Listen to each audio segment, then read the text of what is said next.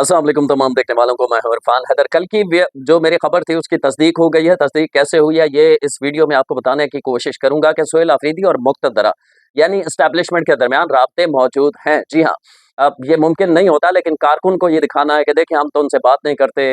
मीर जाफर और मीर सादिक हैं जो उनकी किसी तकरीब में जाता है, अवाम को यही चूरन बेचना है।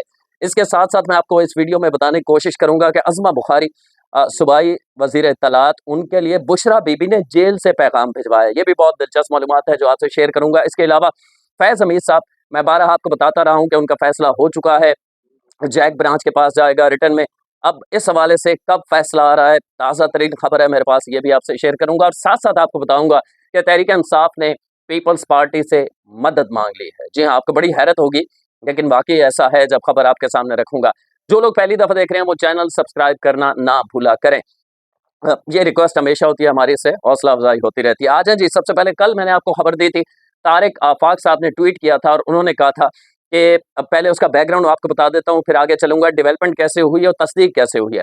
तारिक आफाक, उन्होंने ब्यूरो चीफ समा है, उन्होंने दावा किया था ट्विटर के ऊपर कि मुक्तदरा यानी एस्टैब्लिशमेंट और सोहेल अफरीदी के दरमियान मुआहदा हो गया है। मुआहदा ये हुआ है कि सोहेल अफरीदी इस्लामाबाद पे चढ़ाई नहीं करेंगे, वो मान गए हैं।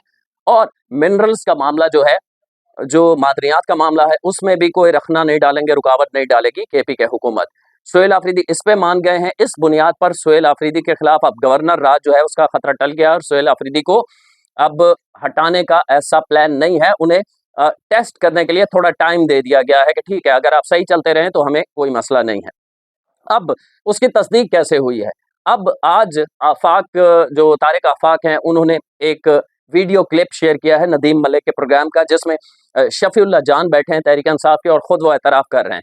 अच्छा, इस ट्वीट के बाद जब एक मुक्तदरा और सोहेल अफरीदी के दरमियान मुआहदा हो गया है, ये ट्वीट शेयर किया तारिक आफाक साहब ने, तो उनको गाली गलौज वही तहरीक इंसाफ वाले शुरू हो गए। असल में खबर जो होती है वो किसी के भी खिलाफ हो, ज़ाहिर है वो सहाफ़ी का काम होता है देना। वो ये नहीं देखता इससे लोग खुश होंगे या गमगीन होंगे या उन्हें गुस्सा आएगा।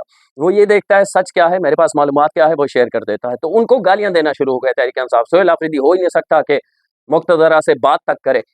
तो सोहेल अफरीदी ने आज सोहेल अफरीदी के हवाले से आज जो तारिक आफाक साहब हैं, उन्होंने ट्वीट किया है। उन्होंने कहा है कि गैर मुहज़्ज़ब ज़बान में बात करने और मुझे झूठा कहने वालों की इत्तला के लिए अर्ज़ है कि आपके अपने बंदे ने मेरी खबर की तस्दीक की है और तस्दीक की है कि सोहेल अफरीदी और मुक्तदरा के दरमियान राब्ते मौजूद हैं।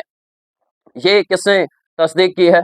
सहाफ़ी समा के सहाफ़ी तारिक आफाक की खबर के मुताबिक पीटीआई के खुद अपने ही बंदे शफीउल्लाह जान, आजकल जो बहुत ज़्यादा टॉक शोज़ में नज़र आते हैं आपको, उन्होंने तस्दीक कर दी है। मैं आपको वीडियो सुना देता हूँ, नदीम मलिक का प्रोग्राम था, फिर उसके बाद आगे चलते हैं। दीदी और जो इस वक्त की इस्टेब्लिशमेंट है उनके दरमियान में वर्किंग रिलेशनशिप है, टाइप ऑफ वर्किंग रिलेशनशिप जो होना चाहिए वो है। कोई आपस में कम्युनिकेशन लिंक्स भी वर्किंग है? बिल्कुल वर्क, देखिए वो चीफ एग्जीक्यूटिव है एक सूबे का, और आप चीफ एग्जीक्यूटिव होए तो आपको एक वर्किंग रिलेशन बनाना पड़ता है, उसके बगैर काम नहीं हो सकता। तो एक वर्किंग रिलेशनशिप है, वो होनी भी चाहिए। एक मुनासिब अंदाज में अगर इसका भी जवाब दे दें, हमारे रिपोर्टर्स का ख्याल ये है कि पिछले 2-4 रोज़ के अंदर भी आपस में कम्युनिकेशन हो रही है, जो which I feel is a good thing. कोई आपस में रेड लाइन नहीं होनी चाहिए। देखिए मलिक साहब, पहली बात ये कि communication channels are open between chief minister and establishment. नहीं, वो एक वर्किंग रिलेशनशिप है ना? बिल्कुल है, और वो रहनी चाहिए, होनी भी चाहिए, वो रहनी चाहिए। हाँ, होनी भी चाहिए। नरमी आई है, नहीं, वो लहजे में नरमी अच्छी बात है, अच्छी बात है। लेकिन तो ये वीडियो आपने सुन ली। शफीउल्लाह जान साहब खुद कह रहे हैं कि वर्किंग रिलेशन होता है, सोहेल अफरीदी की मजबूरी है कि वो राब्ते रखे और उन्हें राब्ते रखना होते हैं। लेकिन आवाम को यही बताना है, कोई मेरी तस्वीर ना आए किसी कोर कमांडर के साथ या किसी भी इंटेलिजेंस की मीटिंग में मेरी तस्वीर आ गई सोहेल अफरीदी साहब की, तो फिर जाहिर है ना कारकुन तो बोलेगा कंप्रोमाइज है, झूठा है, फिर सोशल मीडिया पे गाली गलौज शुरू हो जाएगा। गंडापुर का भी यही मसला था, राब्ते में वो भी थे, राब्ते में ये भी है, मजबूरी है। सिस्टम अगर चलाना होता है आपने तो वर्किंग रिलेशन लाजमी होता है, लेकिन आपने अपने कारकुन को बेवकूफ़ बना के रखना होता है कि हम तो ना जरदारी के साथ बैठेंगे वो भी चोर है, नवाज शरीफ के साथ बैठेंगे वो भी चोर है, और इमरान खान पे जितना जुल्म हो रहा है ये सारा तो किसकी वजह से हो रहा है? ये तो आर्मी चीफ की वजह से हो रहा है, इसलिए हम तो उनसे बात ही किसी से नहीं करते। यहाँ तक कि खान साहब ने कह दिया जो मेरे लोग वहाँ जाते हैं वो तो मीर जाफर और मीर सादिक हैं। तो कारकुन को बना के रखना है, लेकिन हकीकत में ऐसा नहीं होता, पसे पर्दा क्या चल रहा होता है। अच्छा, मैंने एक और चीज़ आपको कल बताई थी कि अगर सोहेल अफरीदी का इलेक्शन कमीशन का उनके खिलाफ फैसला नहीं आता तो ये भी तस्दीक होगी कि वाकई मुक्तदरा और उनकी सेटिंग में है। सोहेल अफरीदी सेटिंग में है, ठीक है।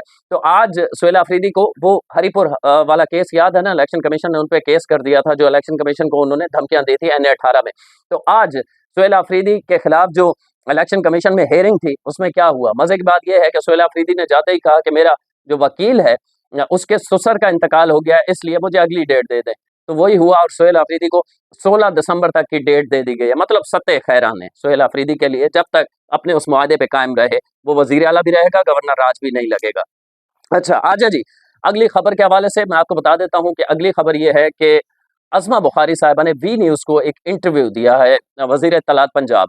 उस इंटरव्यू में उन्होंने कहा है कि बुशरा बीबी ने मुझे एक पैगाम भिजवाया है, साथ-साथ ये भी बताया है कि खान साहब जेल में कैसे रह रहे हैं, इस हवाले से एक टीम भी जाने वाली है, मीडिया की टीम उन्होंने कहा है, और वो जाकर तस्दीक करेगी कि खान साहब को वीआईपी चीज़ें मिल रही हैं या नहीं मिल रही। इसके अलावा उन्होंने जेल मुंतकिली के हवाले से भी बता दिया है कि खान साहब की मुंतकिली हो रही है या नहीं। तो मैं आपको बता देता हूँ, इस इंटरव्यू में एक तो अज़मा बुखारी ने ये बताया है कि बुशरा बीबी ने मेरी वो पुरानी दोस्त हैं, तो उनसे पूछा गया कि आपकी कब से दोस्त हैं? तो उन्होंने कहा उस वक़्त से दोस्त हैं जब खान साहब से उनकी शादी नहीं हुई थी, तो वो मेरी एक दोस्त की म्यूचुअल फ्रेंड थी, एक पार्टी में हम मिले और फिर हमारी दोस्ती हो गई। उन्होंने मुझे ऑफ़र भी की थी कि आप कुछ मुझसे पूछ लें अपने मुस्तकबिल के बारे में, तब भी वो दम दरूदर ये चीज़ें करती थी, तो मैंने उन्हें मना कर दिया था और मैंने कहा था कि अज़मा बुखारी के बकौल कि मैं सैयद घराने से हूँ और मैं खुद खुदा से मांग लेती हूँ जो मुझे चाहिए होता है। इसके बाद उन्होंने कहा, अब चूंकि मैंने प्रेस कॉन्फ्रेंस में बुशरा बीबी के हवाले से बहुत सारी बातें की, तो एक दोस्त के जरिए बुशरा बीबी का जेल से मुझे पैगाम आया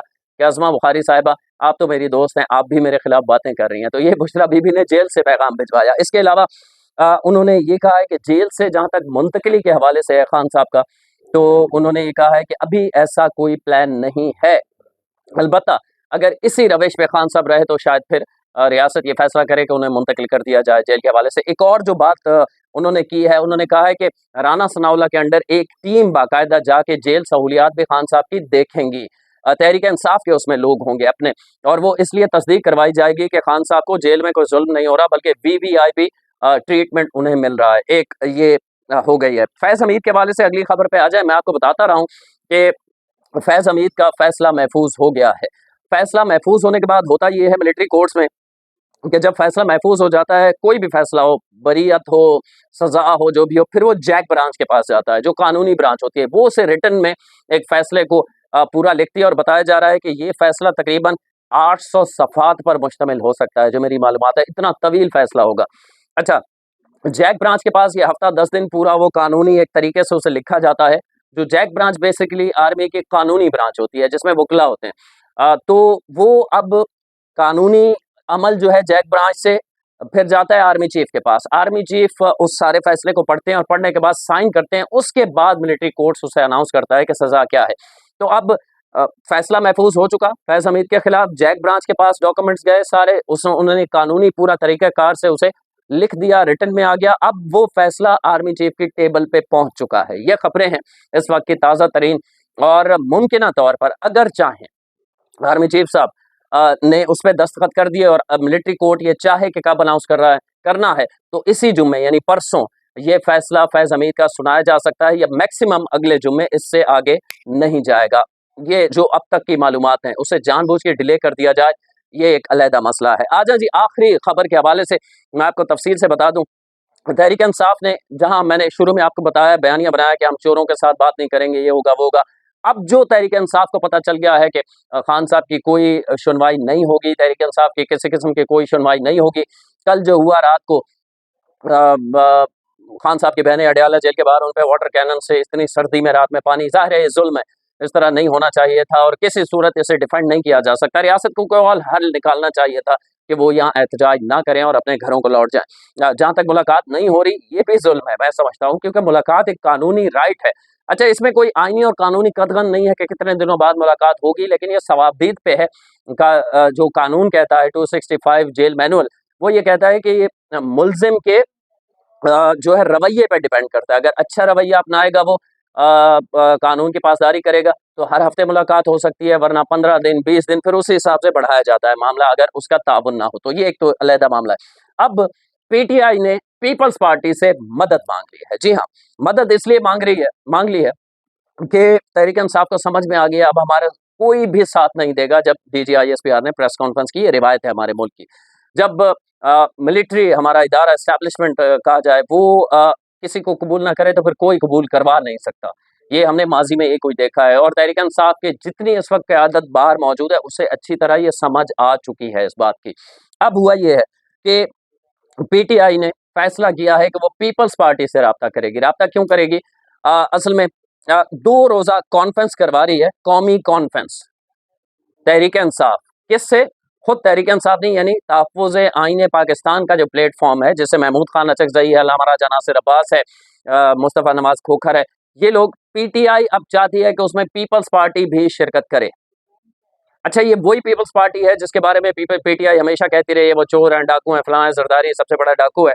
और इसी पीपल्स पार्टी ने इलेक्शन 2024 के बाद राब्ता किया था किससे?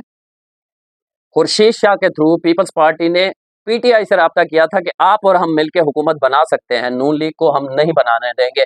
लेकिन पीटीआई ने मना कर दिया था कि आपसे अगर हम मिल गए तो लोग हमें कहेंगे चोरों से मिल गए, क्योंकि बयानिया ये बना चुके हैं ना।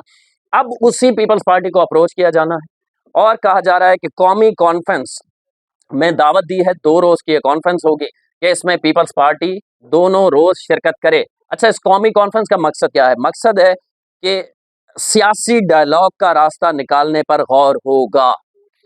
आपको पता है कि जब से खान साहब अदम एतमाद के नतीजे में निकले हैं, उस वक्त की हुकूमत पीडीएम की और मौजूदा को बार-बार कहती रही आप सियासतदानों से बात करें, हमारे दरवाजे हर वक्त खुले हैं। लेकिन खान साहब क्या कहते थे? मैं तो एस्टैब्लिशमेंट से बात करूंगा। अब पूरी पीटीआई मिल के कॉन्फ्रेंस कर रही है और कह रही है कि सियासी लोगों से बात करने के लिए राह निकालना है। तो आप खुद अपने आप को इस बंद गली में ले गए हैं। अब पीपल्स पार्टी की भी आपको जरूरत पड़ रही है। अब आपको ख्याल आ रहा है कि सियासी डायलॉग जरूरी है मामलात को बेहतर करने के लिए। चूंकि नून लीग और पीपल्स पार्टी में मैच्योर सियासतदान है, उनकी पहली हुकूमत नहीं थी, वो धक्के खा चुके हैं, उन्हें सब पता है कि सियासतदान ही सियासतदान के साथ खड़ा होगा तो मामलात हल होते हैं, गलतफहमियां दूर होती हैं। एस्टैब्लिशमेंट से कोई आईनी और जमहूरी तरीका नहीं है कि आप जाके मुज़ाकरात करें, जब वो 12 कह चुके हों खुद कि हम आपसे बात नहीं करेंगे, आपने बात करनी है तो सियासतदानों से करें। तो अब महमूद खान अचकज़ई, मुस्तफ़ा नवाज़ खोखर, अल्लामा राजा नासिर अब्बास, पूरी PTI, chairman barrister Gohar people's party को बुला के और उन्हें भी कायल करेंगे कि सियासी डायलॉग के लिए रास्ता निकालना है। अब रास्ता निकालें। अब चूंकि पता है कि साड़ी बस हो गई है, तो ये वो भयानक किस्म के ब्लंडर हैं पीटीआई के, जिसकी वजह से आज वो इस नहज तक पहुंच चुकी है कि एक सूबे के अंदर भी वो काबिल कबूल नहीं है। अगली वीडियो तक के लिए अल्लाह ने के बाद।